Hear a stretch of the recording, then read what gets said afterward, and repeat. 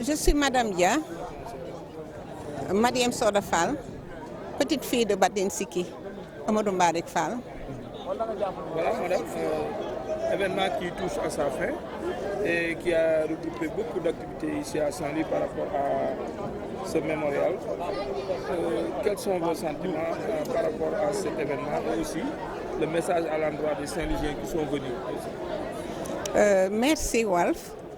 Le sentiment que j'ai aujourd'hui, c'est un sentiment de satisfaction. Ça a été un peu difficile, mais alhamdoulilah rabbil alamin, tout a été. C'est le 99e anniversaire de l'assassinat de Amadou Louis Mbarik Fall Badlin Siki, premier Africain champion du monde de boxe en 1922. Il a été lâchement assassiné en 1925 à New York. Voilà, les activités, comment vous les avez vécues justement? Les activités, c'est presque la même chose parce que nous avons commencé en 2022 avec le 97e anniversaire, mais qui a été uniquement une journée religieuse. En 2023, nous avons fait le 98e anniversaire de l'anniversaire de son assassinat. Et nous avons commencé, c'était le 15 et le 16, nous avons commencé par nous recueillir à la tombe de Amadou Mbarik Fall. Il y a eu des lectures de Coran après. Et l'après-midi, nous avons eu une exposition à la Chambre de commerce par le CRDS avec Madame Fatima Fall, qui était directrice, et Alun Samb.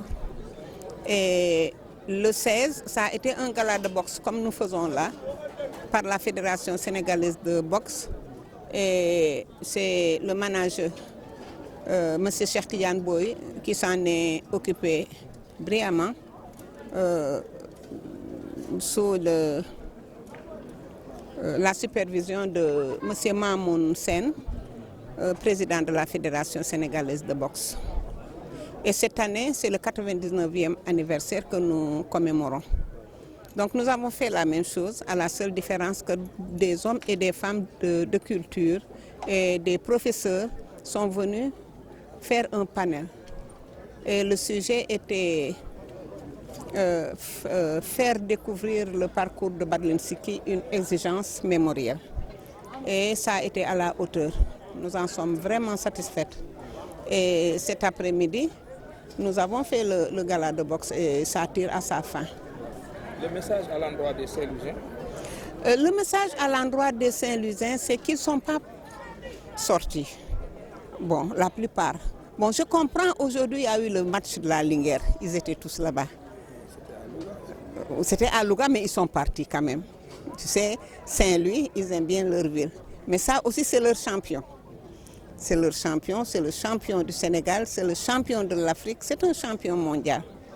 Donc je pense qu'il doit avoir un peu plus de mobilisation et nous comptons pour le centenaire qui seront vraiment au niveau. Et les autorités municipales, est-ce qu'elles sont venues et tout ça? Les autorités municipales, quelqu'un est venu aujourd'hui. Il paraît que c'est l'adjoint au maire, c'est ce qu'il a dit. Vraiment, il a bien parlé. Il dit que le maire est empêché, il est allé à Dakar. Mais depuis la première commémoration, il n'a jamais répondu à nos lettres. Il n'a jamais répondu à nos coups de fil. Son adjoint, pareil. Et nous avons eu beaucoup de difficultés. C'est comme si je ne sais pas comment dire, on nous a posé beaucoup de problèmes. Oui. C'est comme un blocage partout. Parce que même les autorités qui étaient vraiment disposées à nous aider, en fin de compte, nous ne pouvions plus les recevoir. Ils n'osaient plus nous parler. Seul l'adjoint au préfet nous a accompagnés jusqu'à la fin. Mais tous ont fermé leur bureau, ont fermé leur portable. Et Dieu merci, nous avons fait. Et vous êtes satisfait justement du déroulement? Du déroulement, oui. Du déroulement, je suis satisfaite. Cette année, j'ai saisi les autorités, la nouvelle équipe, et le Premier ministre nous a répondu en nous félicitant et il nous a mis en rapport avec le ministre d'État chargé de la culture.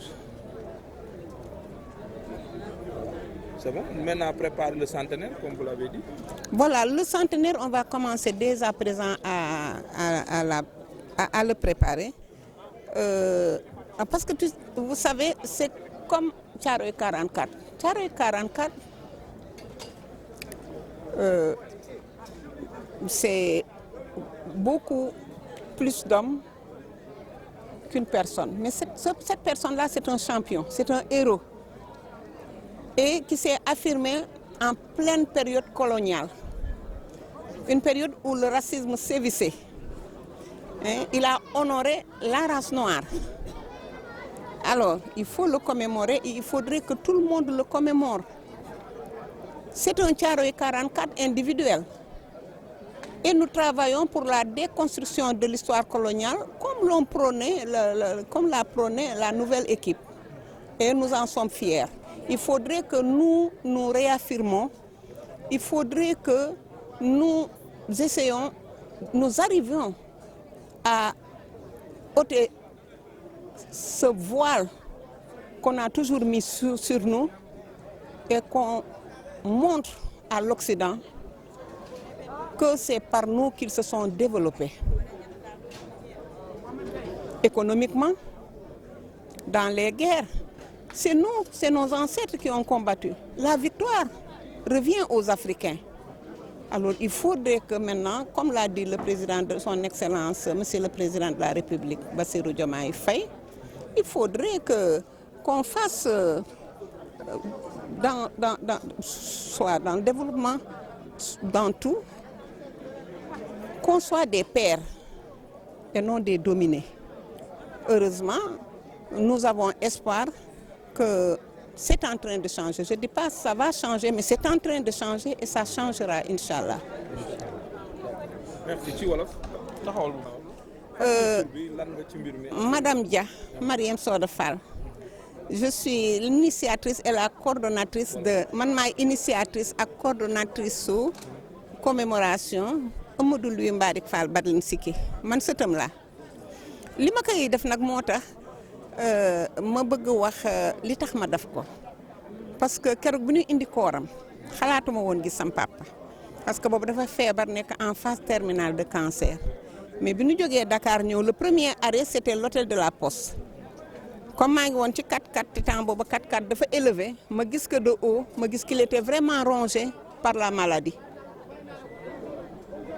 et ça m'a tellement marqué que j'ai pas assisté aux cérémonies dama toog ba nu def robe bi ñaanal ko ñu añ man dama dem alors je suis passé chez mon papa pour wax pour tàggu ko bi ma ko tàggoo ndeysaan chance la mu téye sama loxo ni ma Soda ma ne ko naam mu ne ma Mbarik sa maam la de ma ne ko waaw mu ne ma sa maam la de ma ne ko waaw sa maam il peinait même à parler ma ne ko papa dinaa ko commémorer et dinaa bind livre ci moom livre boobu dinaa ko éditer avant le centenaire Inch'Allah si yàlla àndee loolu nag moo tax alors en 22 ki nga xam ne moo fi sunu kilifa léegi mooy suñu papa ma dem waxtaan ak moom ne ko dama bëgg def commémorer 97e anniversaire bi def ko journée coranique mu ne ma waaw ma def ko ma ne ko déwén dinaa def 93e bi 98e bi alors ma def ko nag mais j'ai coordonné à partir de Washington macha allah mu metti nag mu metti galgal yi bari trop waaye nag surtout Badlin Siki la wuub du ko dawloo ñu def yàlla jàppale ñu si ren ñu def 99e anniversaire j'ai écrit à la mairie pas de réponse j'ai écrit pour demander des autorisations pas de réponse j'ai appelé pas de réponse ñun ñu dem rek ndax yàlla moom moo amee lépp yàlla it jàppale ñu tabarkàlla macha allah waaw et tout ça c'est pour des considérations politiques. J'ai pas voulu politiser le projet. loolu la libre naa nag sama fu maam bi politiser wu ma ko libre naa ci. kontaan nga daal ci activités yi nga xam ne amal nañ ko yan activité la woon déjà. Nous avons fait comme l'année dernière dañu def comme daaw mais ren à la différence dañu jël ay borom xam-xam yu xarañ ñu defal ñu benn maanaam waxtaan bi ñu doon waxtaan ci jaar-jaaru Badlin Siki ak nañu ko gisee ci bitim réew ak lépp lu nga xam ni mën nañ ko jàng ci jaar-jaaram moom lañ def ci lycée Pétavin mais mu nekk it benn waxtaan wu nga xam ne daal waxtaan wu am njëriñ la waxtaan wu mu ñu mën jàng lu bari waaw. message bi ngay lancé Saint-Louisien yi lan la.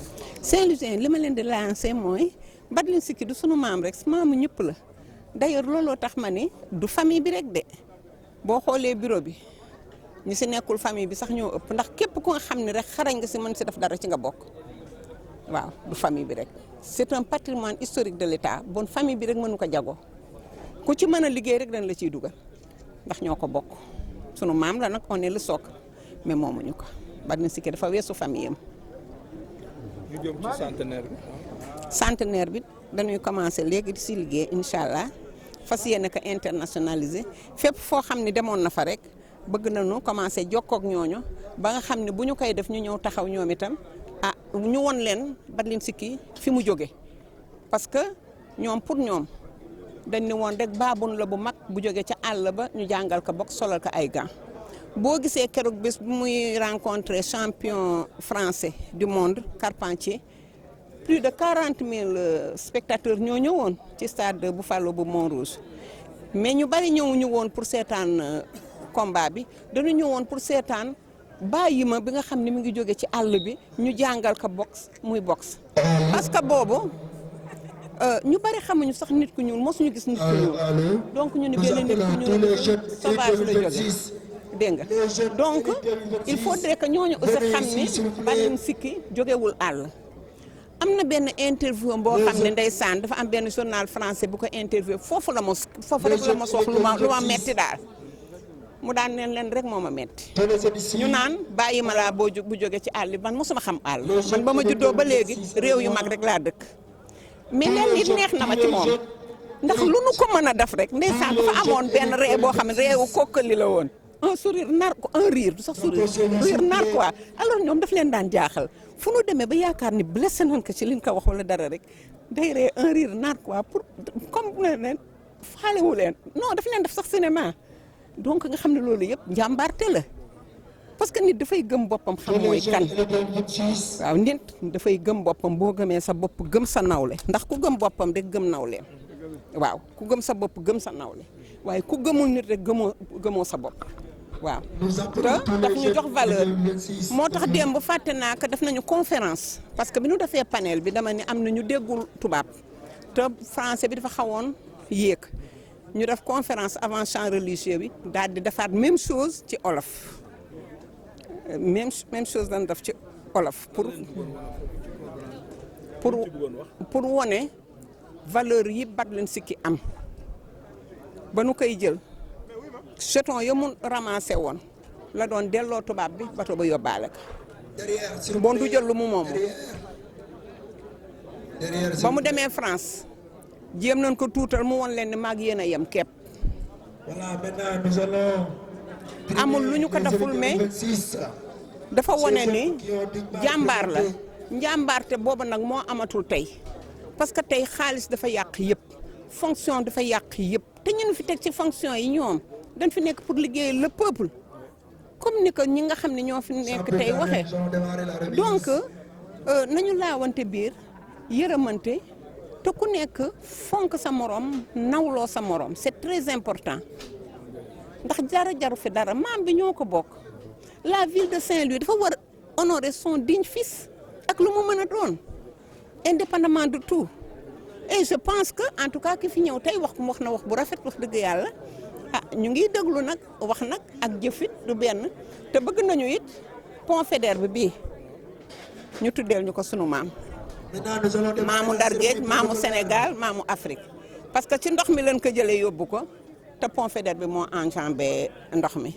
xëy na nag dana yàgg pour la procédure waaye en attendant ñu defal ñu benn statut Badlin Siki daal di jublu nag ci pont Faidherbe bëgg nañ ko di ñaan nañ ko nag autorité yi ñaan nañ ko son excellence le président Bassirou Diomaye Diakhar Faye ñaan nañ ko it sunu premier ministre Ousmane Sonko ñaan nañ ko it ñëpp ànd ci ñu tuddee ko bëgg nañ def bu doon sunu sago balaa centenaire bi ñu inauguré waat pont bi daal bëggoon naa ñu inauguré waat ka yàlla nañ ci yàlla jàppale.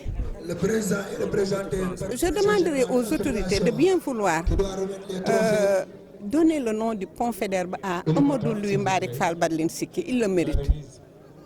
Et son départ a eu lieu dans l'eau, dans un bateau.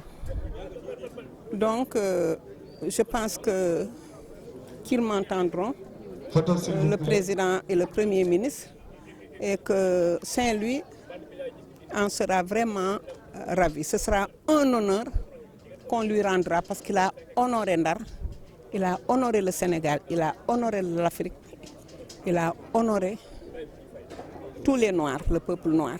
Donc c'est la moindre des choses qu'on peut lui faire. Bon, peut-être que ça ne peut pas être fait rapidement, mais si on peut avoir une statue en attendant, on en sera vraiment ravis. Voilà. Alors, avant de terminer, je voudrais demander aux doomu Ndar de venir honorer leur grand-père.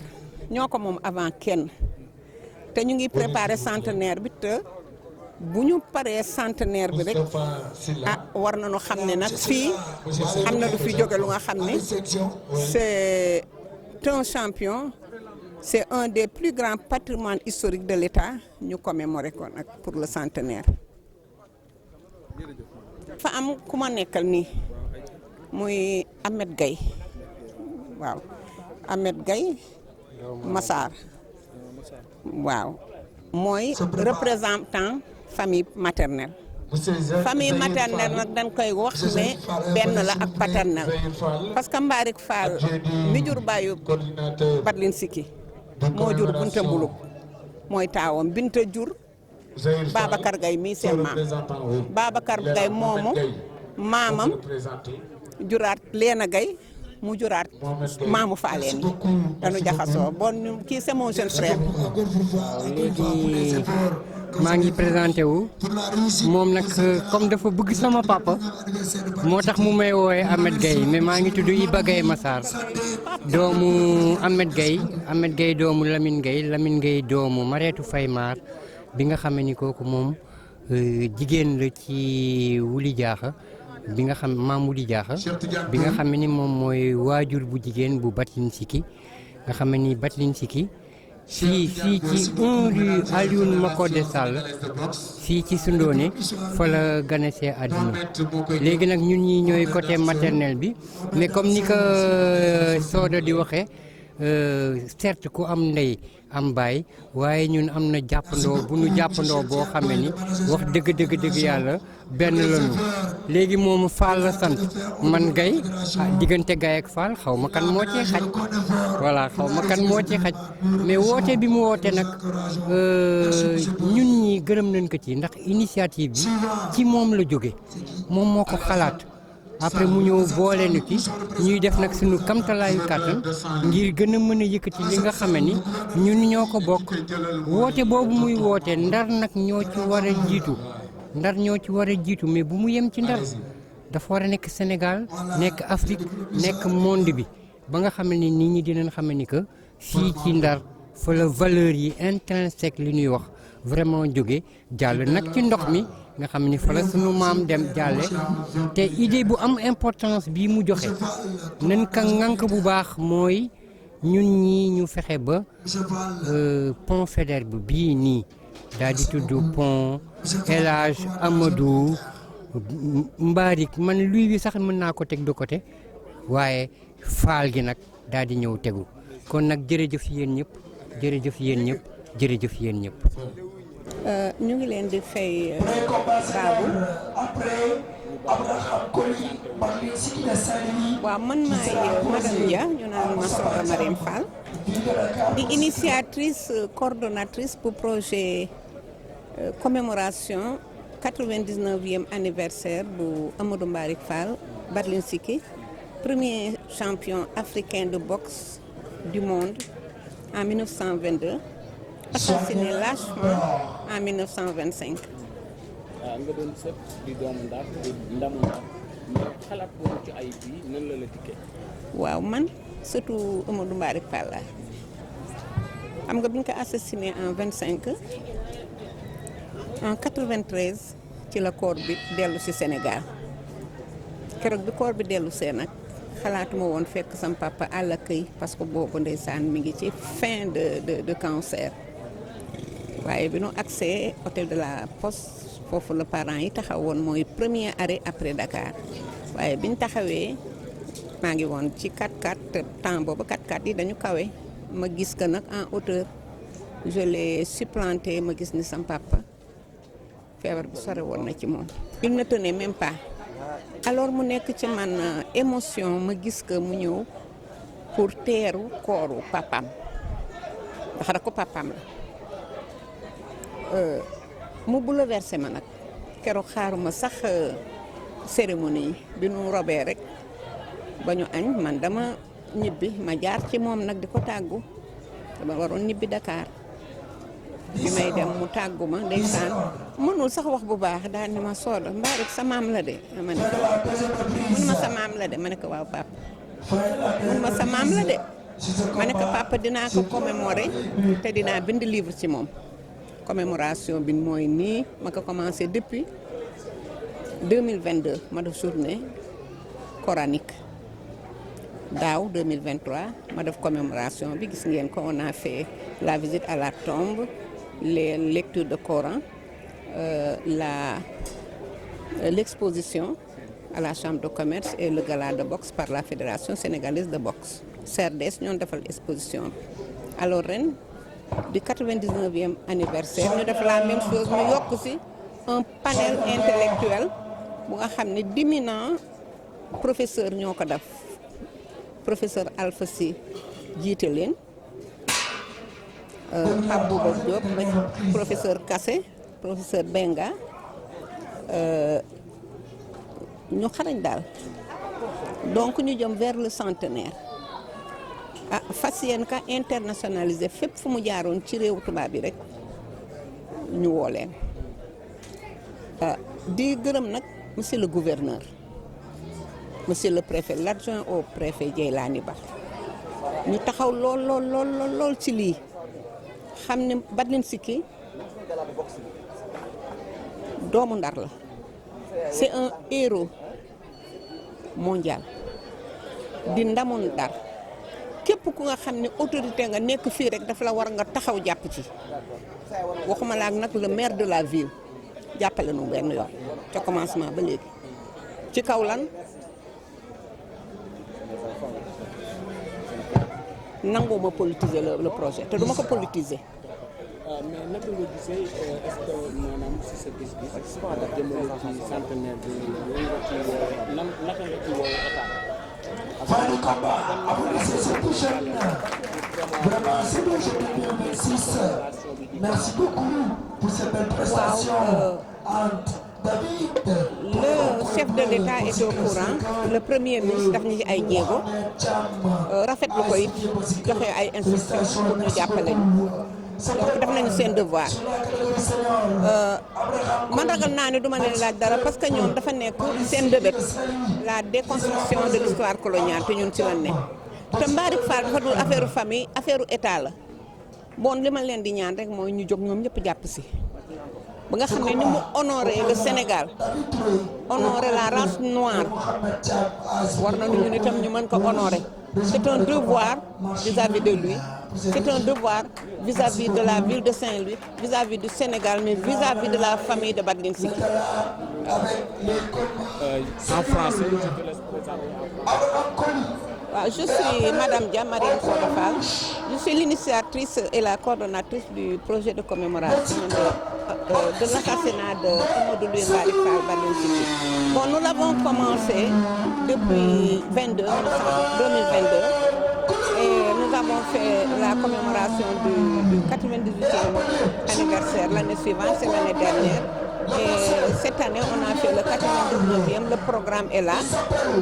Nous avons toujours fait la visite à la tombe, la lecture du Coran. On a fait des chants religieux et on a fait une conférence avant les chants religieux en langue wolof. Parce qu'on a fait un panel et c'était un groupe d'intellectuels. Donc il y a certaines... ceux qui ne comprennent pas le français ne pouvaient pas comprendre. C'est pourquoi le soir nous avons fait avant les chants religieux une conférence avec la vie de Amadou Mbarick Fall. Donc aujourd'hui on est au gala de boxe comme on a fait l'année dernière et la Fédération sénégalaise de boxe nous a beaucoup aidés, nous a beaucoup assistés. Le gouverneur, le préfet comme je l'ai dit tout à l'heure et monsieur Djerignan dans l'organisation d'ailleurs nous l'avons nommé ambassadeur du projet et tout le comité que je remercie au passage parce que moi je suis à Washington, si j'arrive à coordonner à partir de Washington, c'est parce que j'ai une bonne équipe et à Saint-Louis et à Dakar. Donc je ne peux pas nommer tout le monde, mais je remercie tout le monde. Nous allons vers le centenaire de 2025 et nous exhortons l'État, ils y sont déjà, mais de vraiment honorer ce digne fils du pays. C'est un devoir. Et les autorités de Saint-Louis et tous les Africains. Tous les Africains. Voilà. Bon, je remercie tous ceux qui ont, de près ou de loin, contribué à la réussite de cette commémoration. Je ne peux pas nommer tout le monde, mais que tout le monde sache que nous leur disons merci.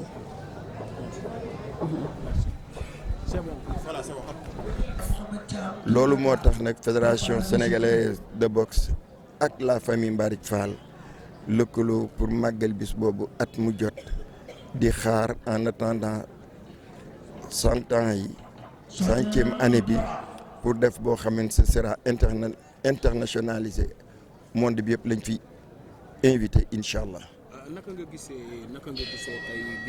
tey bis bi nekk voilà. ki nga xamante ni mooy l'initiatrice madame Soda Fall. waaw xam nga li ñuy njëkk li ñuy wax mooy sant bu baax Adja Soda Marème Fall parce que moom comme li wolof yi di wax jigéen ju man góor mooy kooku parce que moo jël initiative bi contacter fédération te boole ci famille bi yëpp tey mu nekk bis bu rëy a rëy say ji soo xoolee amul autorité étatique bu fi teewul même l'État du Sénégal est représenté, le gouverneur mi ngi fi préfet ñëpp ñëw nañ jàpp ci tey jii ndar kenn desul xool gis ngeen ñi nekk ci sama ginnaaw donc Adja Marème Soda Fall dañ koy sant bu baax moo tax nag le président de la Fédération sénégalaise de boxe monsieur Mamoun Sène ni yëf yi yéen a ko def mais da koy def yëfu boppam moo tax def na ci lu ne pour bis bi réussir merci. Merci beaucoup. Nous sommes là au nom en tant que manager de la Fédération sénégalaise de boxe pour la commémoration du 99e année de l'assassinat de Batlin Mbarick Fall, Batlin Sekki Mbarick Fall. Cheikh Tidiane Boye, manager général de la Fédération sénégalaise de boxe. Actuellement, la fédération a pris toutes les dispositions pour la réussite de cet événement. Il y a le directeur technique qui est là, il y a les entraîneurs et il y a les athlètes. Et aujourd'hui, nous sommes très contents de l'initiatrice Madame Marème Soda Fall qui a mobilisé tout Saint-Louis et aussi, surtout ce qui est plus important, ce qui est très important, c'est les autorités étatiques, tous ils sont là. Le président est représenté, le premier ministre est représenté, il y a le gouverneur, il y a les préfets et toutes les autorités de la ville. Donc c'est pourquoi nous les remercions infiniment au nom du président de la fédération, parce que le Sénégal aussi prépare les Jeux olympiques 2026. C'est pourquoi la fédération a profité de l'occasion pour organiser une journée de détection en même temps pour les jeunes qu'on prépare pour Sénégal 2026. Merci. Merci, c'est bon.